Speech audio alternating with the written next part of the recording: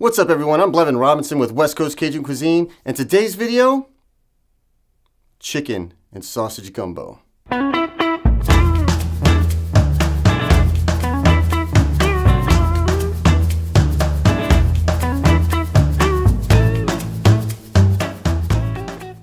Welcome to the channel, ladies and gentlemen. If this is your first time here and you're interested in learning how to cook authentic Cajun cuisine and comfort food, then you've come to the right place. Click that subscription button, click the notification bell so you don't miss a thing. Now today's recipe, chicken and sausage gumbo. It's one of my favorite dishes. It's one of my best recipes actually. And there's a million different variations of gumbo. I try to keep this one kind of simple. It might look a little bit intimidating when you see the ingredient list. And if you've never made a roux before, that could also make it a little bit intimidating. But I'm gonna go through step by step on how to make a roux for this gumbo. Because trust me, if your roux's not good, your gumbo's not good. That's a very important step to this. So without further ado, let's go ahead and jump to that recipe and then we'll get to cooking.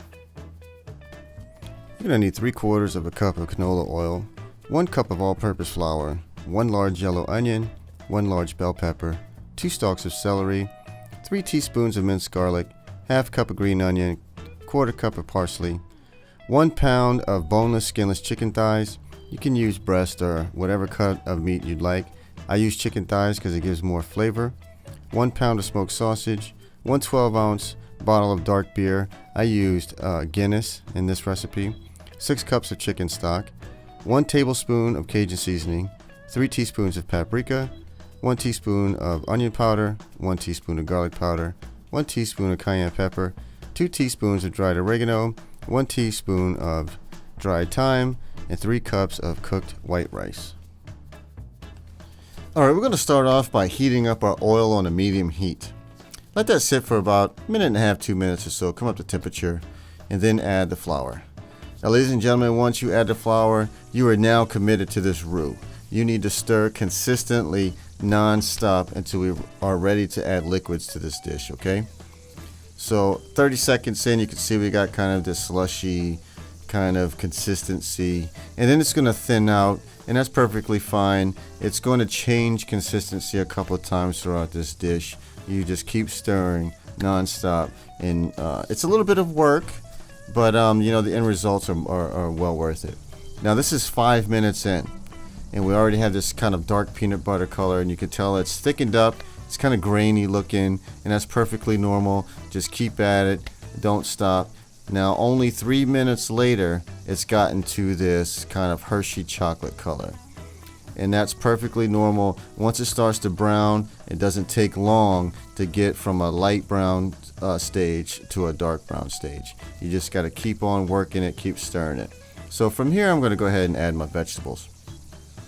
And once my vegetables are in, we're going to keep on stirring like we were doing earlier for about another 5 minutes until these onions get translucent and the vegetables soften up a little bit. And then once we do that, we're going to go ahead and add our garlic. And once we get the garlic in, same process. We're just going to stir it around and cook it down for maybe another 2 minutes or so, just long enough for that garlic to release some of its flavors. And then we're going to add our herbs and seasonings. Now the only thing you're not going to add here is your parsley, because we're going to add the parsley at the very end. So go ahead and give that a quick stir, you know, maybe 30 seconds or so, just to get the seasonings incorporated in there. And now we're going to add the beer. Now once this beer is in, we're going to make sure that the beer and the roux are well mixed. It's going to look like this very thick gravy. And we're going to let that cook down for maybe 3 minutes, just long enough for the alcohol to cook out of the beer. And then we're going to add our chicken stock. Now once the chicken stock is in, we're going to give this a good mix and make sure everything's well incorporated. And there was something I forgot to mention in the recipe section, the ingredients section, and that was the bay leaves. So I'm going to add 2 bay leaves right here. I'm going to bring it up to a rolling boil, okay? And then once I get it to a boil, drop it down to a simmer, cover it, and cook it for about 30 to 45 minutes. Now while that's cooking, I'm going to get a frying pan out, add about 2 tablespoons of olive oil to that on a high heat, and I'm going to throw in my chicken and sausage.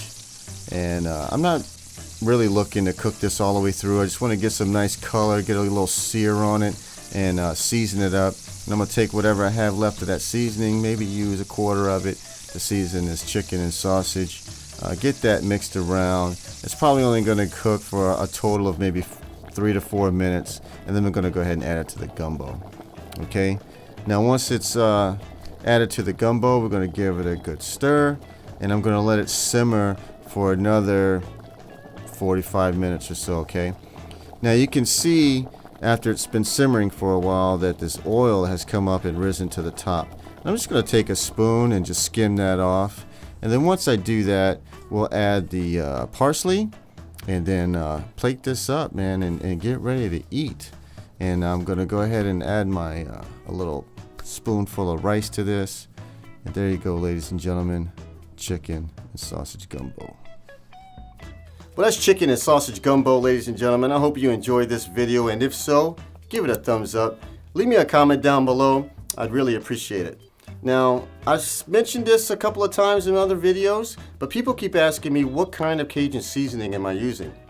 Now, I usually alternate between two of my favorite ones, which is Tony Chachere's Creole seasoning and Slap Your Mama Cajun seasoning. They both have different flavor profiles. It just kind of depends on what mood I'm in. Will determine which one I use usually. But there's a few other ones as well. I have links down below where you can purchase those seasonings through, or if you're just interested in what I'm using and you have those seasonings in your local store, you can get them that way as well. Next week's video, I think I'm going to keep it a little bit of a surprise on what that's going to be. I might reveal it in my Facebook page, West Coast Cajun Cuisine, or you could just catch it next week by subscribing and hitting that notification bell. So I'll see you then.